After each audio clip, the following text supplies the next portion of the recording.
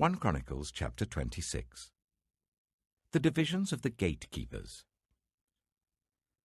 From the Korahites, Meshelemiah, son of Koreh, one of the sons of Asaph. Meshelemiah had sons: Zechariah the firstborn, Jediael the second, Zebadiah the third, Jathniel the fourth, Elam the fifth, Jehohanan the sixth, and Elihohenai the seventh. Obed-Edom also had sons: Shemaiah the firstborn, Jehozabad the second, Joah the third, Sakar the fourth, Nathanel the fifth, Amiel the sixth, Issachar the seventh, and Peulatai the eighth. For God had blessed Obed-Edom. Obed-Edom's son Shemaiah also had sons, who were leaders in their father's family, because they were very capable men. The sons of Shemaiah: Othni, Rephael, Obed, Elzabad. His relatives Elihu and Semachiah were also able men. All these were descendants of Obed-Edom. They and their sons and their relatives were capable men, with the strength to do the work. Descendants of Obed-Edom, 62 in all. Meshelemiah had sons and relatives who were able men, 18 in all. Hosah the Merarite had sons: Shimri the first, although he was not the firstborn, his father had appointed him first, Hilkiah the second, Tabaliah the third, and Zechariah the fourth. The sons and relatives of Hosah were 13 in all. These divisions of the gatekeepers, through their leaders, had duties for ministering in the temple of the Lord, just as their relatives had. Lots were cast for each gate according to their families, young and old alike. The lot for the east gate fell to Shelemiah. The lots were cast for his son Zechariah, a wise counselor, and the lot for the north gate fell to him. The lot for the south gate fell to Obed-Edom, and the lot for the storehouse fell to his sons. The lots for the west gate and the Shalaketh gate on the upper road fell to Shuppim and Hosah. Guard was alongside guard. There were 6 Levites, a day on the east, 4 a day on the north, 4 a day on the south, and 2 at a time at the storehouse. As for the court to the west, there were 4 at the road and 2 at the court itself. These were the divisions of the gatekeepers, who were descendants of Korah and Merari.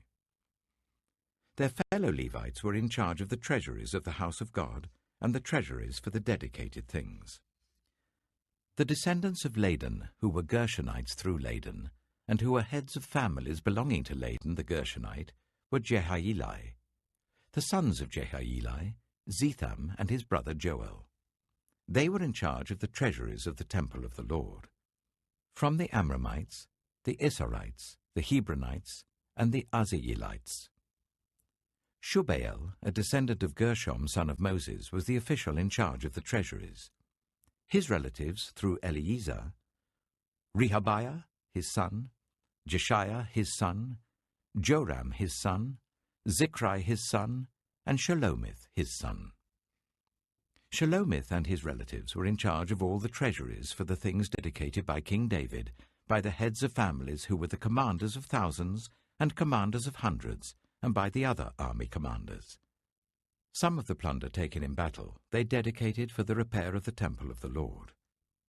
And everything dedicated by Samuel the seer, and by Saul son of Kish, Abner son of Ner, and Joab son of Zeruiah, and all the other dedicated things were in the care of Shelomith and his relatives. From the Israelites, Kenaniah and his sons were assigned duties away from the temple as officials and judges over Israel. From the Hebronites, Hashabiah and his relatives, 1,700 able men, were responsible in Israel west of the Jordan for all the work of the Lord and for the king's service. As for the Hebronites, Jeriah was their chief according to the genealogical records of their families. In the 40th year of David's reign, a search was made in the records, and capable men among the Hebronites were found at Jazer in Gilead. Jeriah had 2,700 relatives, who were able men and heads of families, and King David put them in charge of the Reubenites, the Gadites, and the half-tribe of Manasseh, for every matter pertaining to God and for the affairs of the king.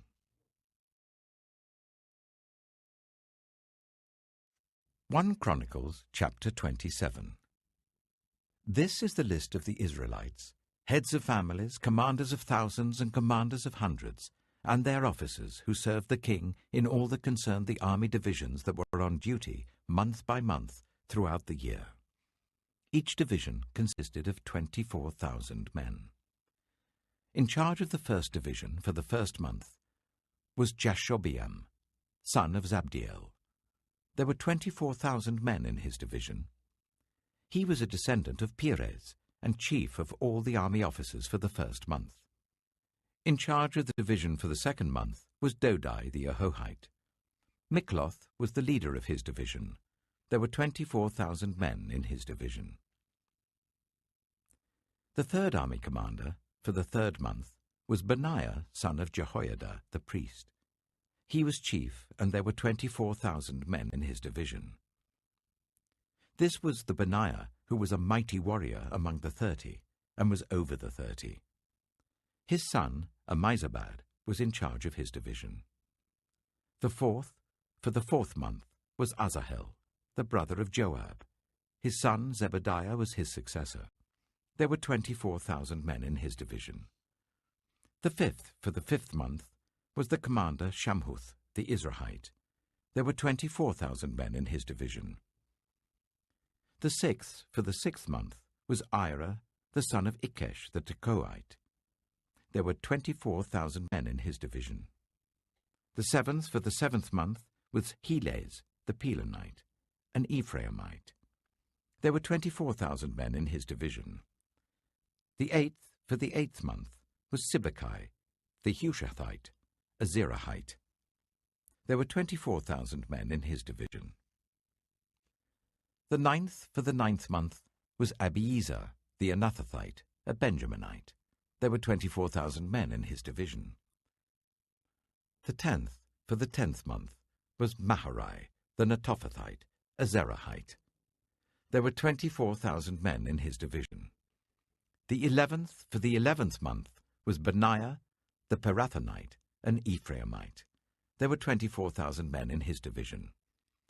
The 12th, for the 12th month, was Heldai, the Netophathite, from the family of Othniel. There were 24,000 men in his division. The leaders of the tribes of Israel. Over the Reubenites, Eliezer, son of Zichri. Over the Simeonites, Shephatiah, son of Maacah. Over Levi, Hashabiah, son of Kemuel. Over Aaron, Zadok. Over Judah, Elihu, a brother of David. Over Issachar, Omri, son of Michael. Over Zebulun, Ishmaiah, son of Obadiah. Over Naphtali, Jeremoth, son of Azriel. Over the Ephraimites, Hoshea, son of Azaziah. Over half the tribe of Manasseh, Joel, son of Pedaiah. Over the half-tribe of Manasseh in Gilead, Iddo, son of Zechariah. Over Benjamin, Jehaziel, son of Abner. Over Dan, Azarel, son of Jeroham. These were the leaders of the tribes of Israel. David did not take the number of the men 20 years old or less, because the Lord had promised to make Israel as numerous as the stars in the sky. Joab, son of Zeruiah, began to count the men but did not finish. God's wrath came on Israel on account of this numbering, and the number was not entered in the book of the annals of King David. Asmaveth, son of Adiel, was in charge of the royal storehouses. Jonathan, son of Uzziah, was in charge of the storehouses in the outlying districts, in the towns, the villages, and the watchtowers. Ezrai, son of Caleb, was in charge of the workers who farmed the land. Shimei, the Ramathite, was in charge of the vineyards. Zabdi, the Shifmite, was in charge of the produce of the vineyards for the wine vats.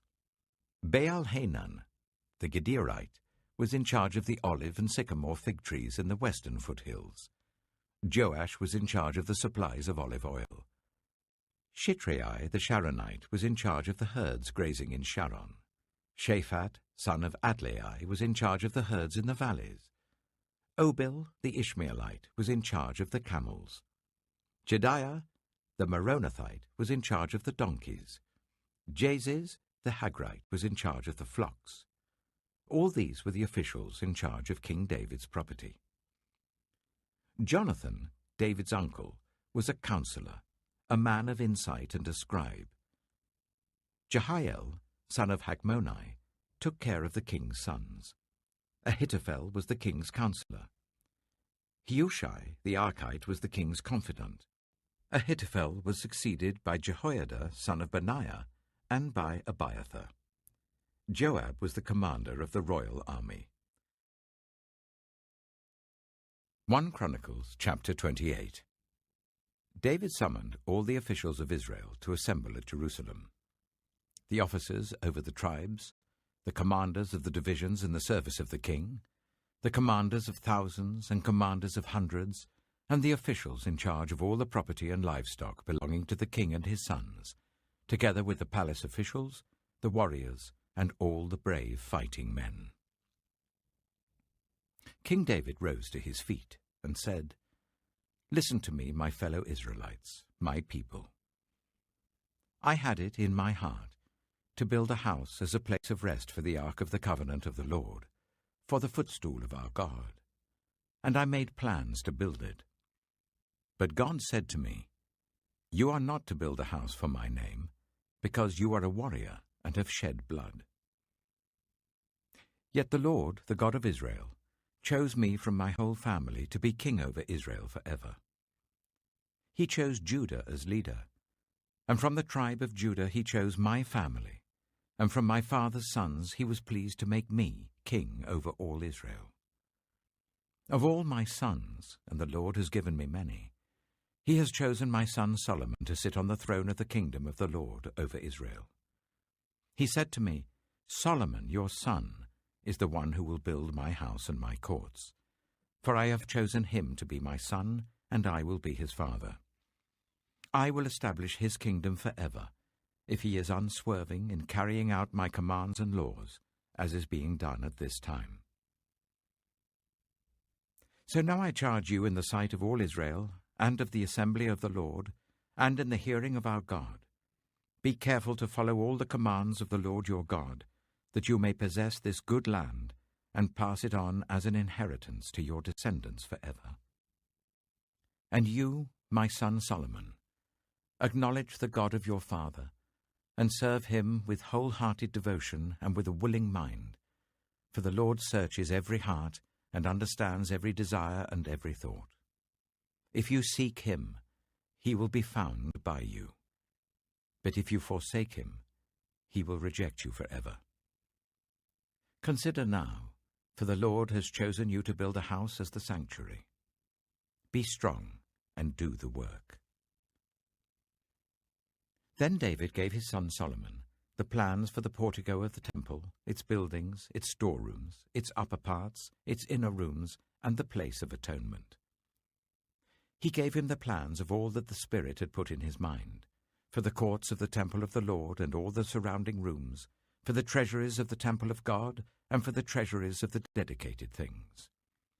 He gave him instructions for the divisions of the priests and the Levites, and for all the work of serving in the temple of the Lord, as well as for all the articles to be used in its service. He designated the weight of gold for all the gold articles to be used in various kinds of service, and the weight of the silver for all the silver articles to be used in various kinds of service. The weight of gold for the gold lampstands and their lamps, with the weight for each lampstand and its lamps, and the weight of silver for each silver lampstand and its lamps, according to the use of each lampstand. The weight of gold for each table for consecrated bread, the weight of silver for the silver tables, the weight of pure gold for the forks, sprinkling bowls, and pitchers, the weight of gold for each gold dish, the weight of silver for each silver dish, and the weight of the refined gold for the altar of incense. He also gave him the plan for the chariot, that is, the cherubim of gold that spread their wings and overshadow the ark of the covenant of the Lord. All this, David said, I have in writing as a result of the Lord's hand on me, and he enabled me to understand all the details of the plan. David also said to Solomon his son, Be strong and courageous and do the work. Do not be afraid or discouraged, for the Lord God, my God, is with you. He will not fail you or forsake you until all the work for the service of the temple of the Lord is finished. The divisions of the priests and Levites are ready for all the work on the temple of God, and every willing person skilled in any craft will help you in all the work. The officials and all the people will obey your every command. Psalm 144.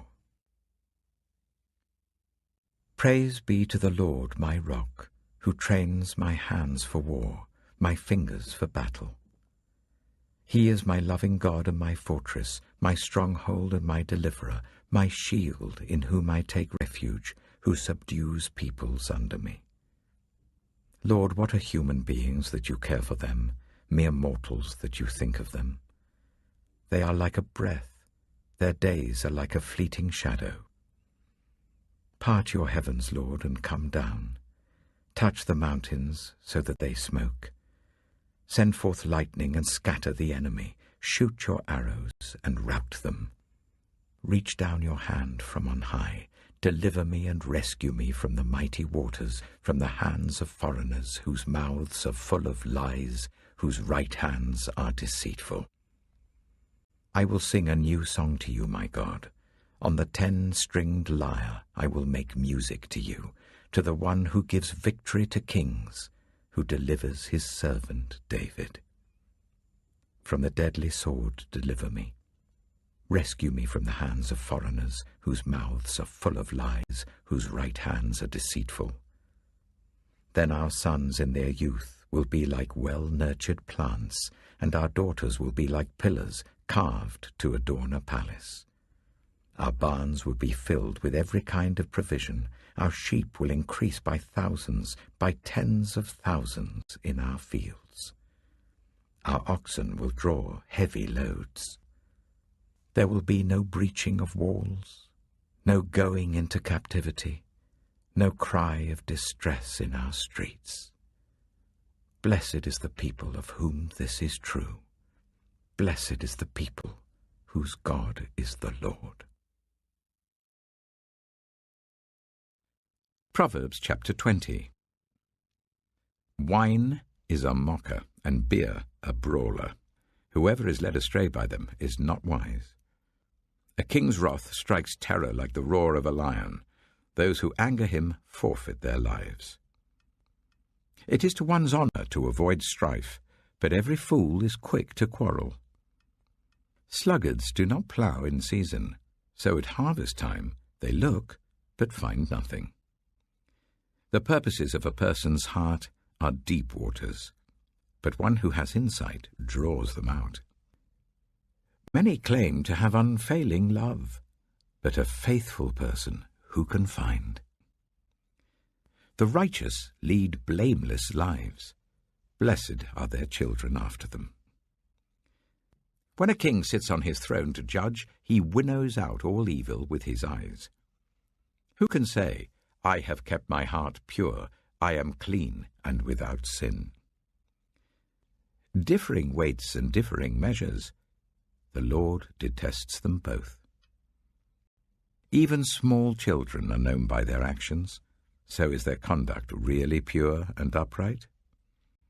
Ears that hear and eyes that see, the Lord has made them both. Do not love sleep, or you will grow poor. Stay awake, and you will have food to spare. It's no good, says the buyer. Then goes off and boasts about the purchase. Gold there is, and rubies in abundance, but lips that speak knowledge are a rare jewel. Take the garment of one who puts up security for a stranger. Hold it in pledge if it is done for an outsider. Food gained by fraud tastes sweet, but one ends up with a mouth full of gravel. Plans are established by seeking advice, so if you wage war, obtain guidance. A gossip betrays a confidence, so avoid anyone who talks too much. If someone curses their father or mother, their lamp will be snuffed out in pitch darkness. An inheritance claimed too soon will not be blessed at the end. Do not say, "I'll pay you back for this wrong." Wait for the Lord, and he will avenge you. The Lord detests differing weights, and dishonest scales do not please him. A person's steps are directed by the Lord. How then can anyone understand their own way? It is a trap to dedicate something rashly, and only later to consider one's vows. A wise king winnows out the wicked. He drives the threshing wheel over them. The human spirit is the lamp of the Lord that sheds light on one's inmost being. Love and faithfulness keep a king safe. Through love, his throne is made secure. The glory of young men is their strength, grey hair the splendour of the old. Blows and wounds scrub away evil, and beatings purge the inmost being.